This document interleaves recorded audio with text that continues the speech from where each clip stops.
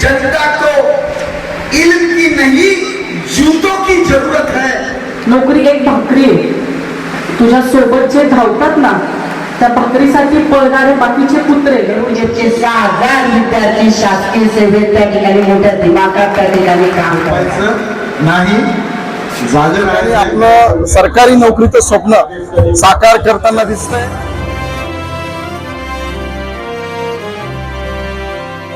गरुड झेप अकॅडमीच्या माध्यमातून बरेचसे विद्यार्थी या ठिकाणी आपलं सरकारी नोकरीचं स्वप्न साकार करताना दिसतंय, साकार केलेलं आहे।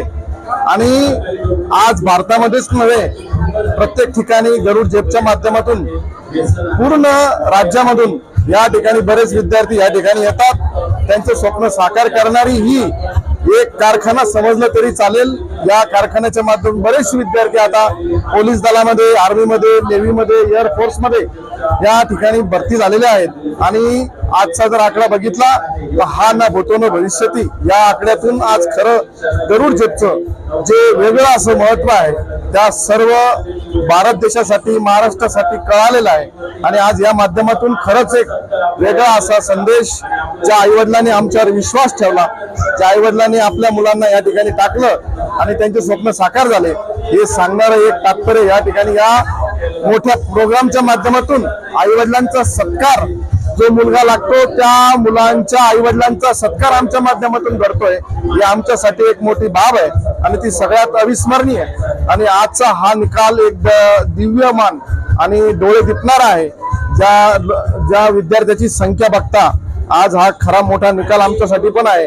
आणि हा निकाल देणारी गरुड झेप अकॅडमी याचा सर्व स्टाफ या सर्वांचं हे मोठं महत्व आहे। आणि या महत्वातूनच आजचा हा निकाल आहे। आणि यापुढेही आजपर्यंत लागलेल्या 6,000 विद्यार्थ्यांचा सत्कार आतापर्यंत झालेला आहे आणि आम्ही यापुढेही सुद्धा असेच निकाल गरुड झेप माध्यमातून देऊ अशी शाश्वती देऊ।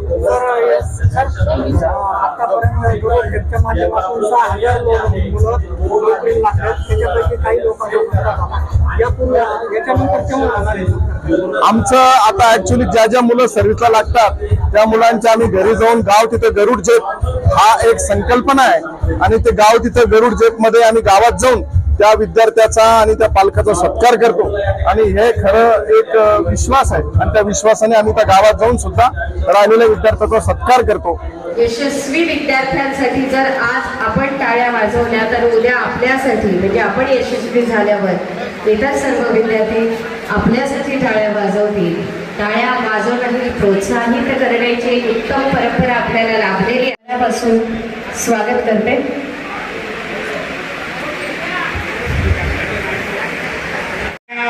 सर्व प्रमुख पाहुण्यांचं हार्दिक स्वागत। विद्यार्थी आणि विद्यार्थिनींसाठी लकी ड्रॉ पण आहे। प्राध्यापक रिस्पेक्टेड सुरेश सोनवणे सर पूर्ण केलं ते या ठिकाणी उपस्थित आहे।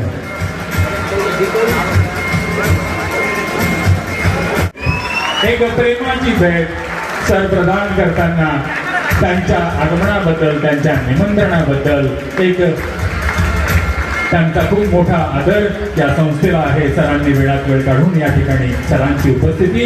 एक जोरदार टाळी मित्र हो, जोरदार टाळी द्यायला हायवे करू नका। माननीय आमदार साहेब या ठिकाणी त्यांचा सत्कार या ठिकाणी होतोय आणि साहेबांचं नेहमी मार्गदर्शन आमच्या संस्थेला आम्हाला नेहमी वेळोवेळी या ठिकाणी मिळालेलं आहे। जिमचा संपूर्ण परिवार त्यात काम करणारा प्रत्येक वर्ग गटून कामाला लागला। पाहता पाहता आज महाराष्ट्रात स्वाभिमानाने सांगता येतं की गरुड झेपचे 6,000 विद्यार्थी शासकीय सेवेत त्या ठिकाणी मोठ्या दिमागात त्या ठिकाणी काम करत आहेत। हाच नाही तर त्या 6,000 परिवारांच्या शुभेच्छा, आशीर्वाद, त्या आईवडिलांच्या पाठीवरची थाप त्या ठिकाणी थांबत नाहीये। अभिमान या गोष्टीचा यावर्षी 17 ते 18,000 पोलीसची भरती त्या ठिकाणी पार पडते। अजूनही मुंबईचा त्या ठिकाणी निकाल बाकी आहे। कमीत कमी 5-6 हजार जागा त्याच आहेत म्हणजे उर्वरित 12,000 जागापैकी गरुड झेपने 200 पेक्षा जास्त जागा त्या ठिकाणी स्वतःच्या पदरात पाडून घेतल्या, त्या आईवडिलांच्या चरणी त्या अर्पण केलेल्या आहेत। का हे सांगणं तितकंच महत्वाचं आहे। जेव्हा कुठलाही निकाल असतो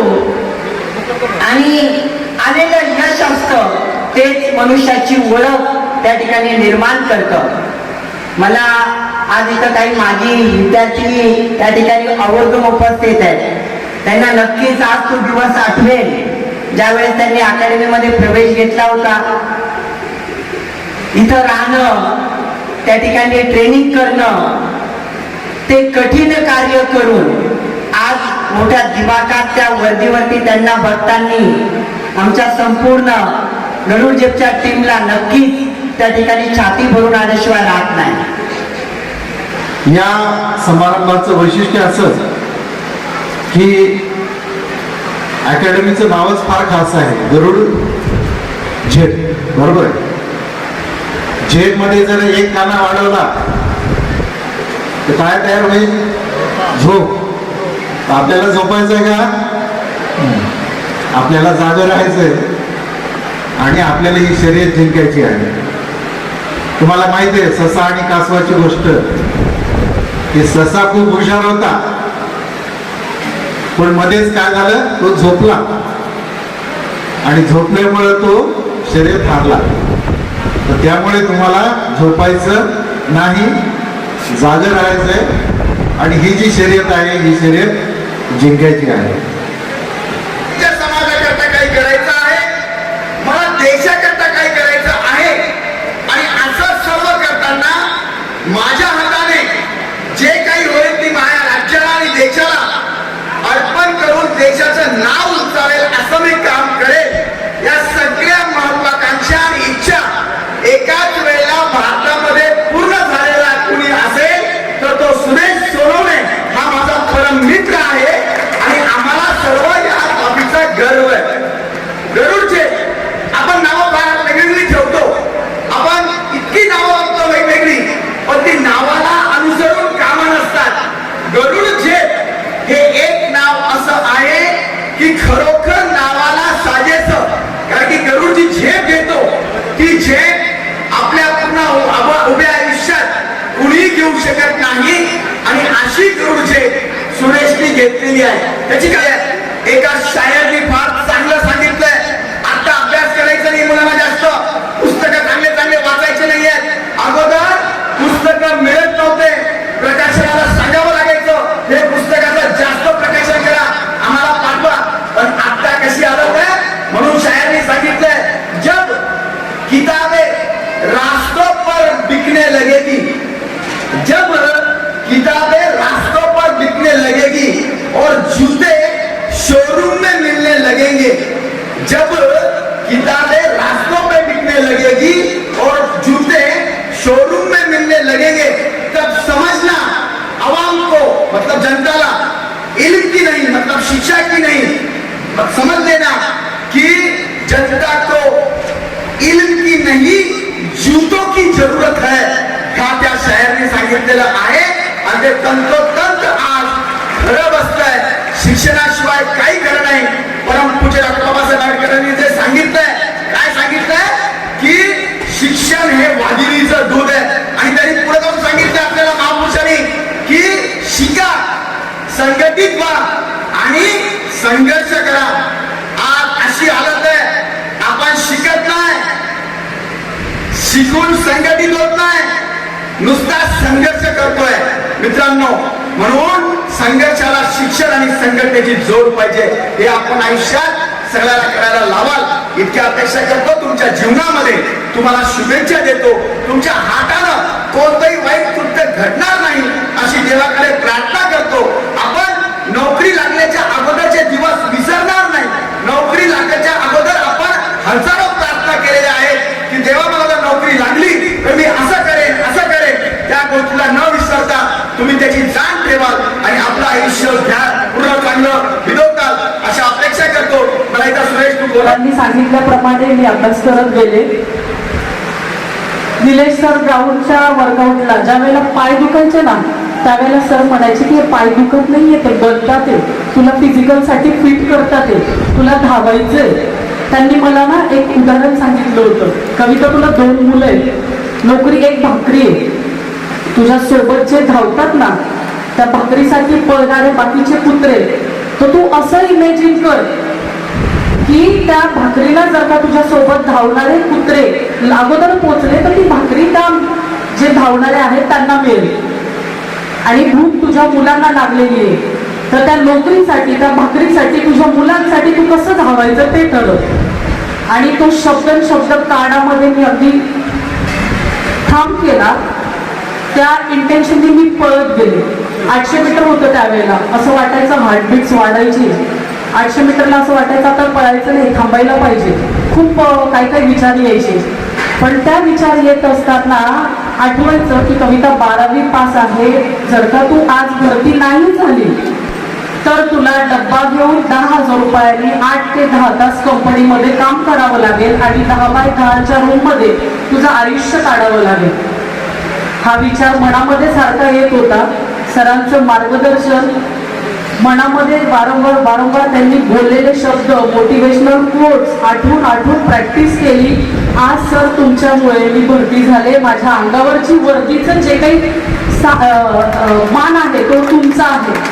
सर त्यांचे प्रमुख गरुड व्यक्तिमत्व हजर झाल्या. जोरदार टाळ्यांनी गरुड तू जरा कोशिकामध्ये आगे रख पीछे खींचने के लिए हुआ है सभी विद्यार्थी यहाँ पर अपने सपने त्यामुळे टाळ्या या सगळ्या नव युवकांकडून मला सत्कार खूप जास्त आहे. आणि आपलं सगळ्यांचं आकर्षण कॉन्स्टेबल, पोलीस कॉन्स्टेबल कदाचित ड्रॉमध्ये आपलं नाव आलं. यश वरकर असलेला आनंद त्यांनी स्टेजच्या उजव्या साईडला यायचं उपस्थित आहे. पोस्टिंग आहेत त्यांच्या विनंती केली त्यांनी या ठिकाणी यायचं आहे. नंतर स्टेजच्या उजव्या साईडला आहे आणि त्यावेळेस तुमच्या देखील या ठिकाणी सत्कार वगैरे आपली पोस्ट असेल आणि त्या ठिकाणी सत्कार होणार आहे. परंतु या ठिकाणी पोस्टिंगला मोठ्या कार्यक्रमाच्या वेळी मुलींसाठी हॅलो CRPF केरळ या ठिकाणी पोस्टिंग आहे. आपलं स्वतःचं देखील या ठिकाणी सत्कार या ठिकाणी घेऊया. तर तुम्ही त्या व्यतिरिक्त नका, कारण गरुड झेपले लपडे गरुड झेपमध्ये येत राहिले. मी संकटाला हार मानली नाही, पैशाला हार मानली नाही, माणसाला मानली नाही. आता माझ्या लोकांसोबत होता. साहेबांचं नेहमी मार्गदर्शन आमच्या संस्थेला आम्हाला नेहमी वेळोवेळी या ठिकाणी मिळालेलं आहे. मागील 10-12 वर्ष ठिकाणी पुढे होणार आहे. रुपाली वाणी महाराष्ट्र विनंती करतो आपण लवकर सेवा या प्रसंगी हा सत्कार करण्याचे धमक असेल तर प्रेम करा. उघड्या डोळ्यांनी बघितले विश्वास आमच्या या ठिकाणी दिसतात आणि त्या महाराष्ट्र पोलीसमध्ये आहेत. या नवख्या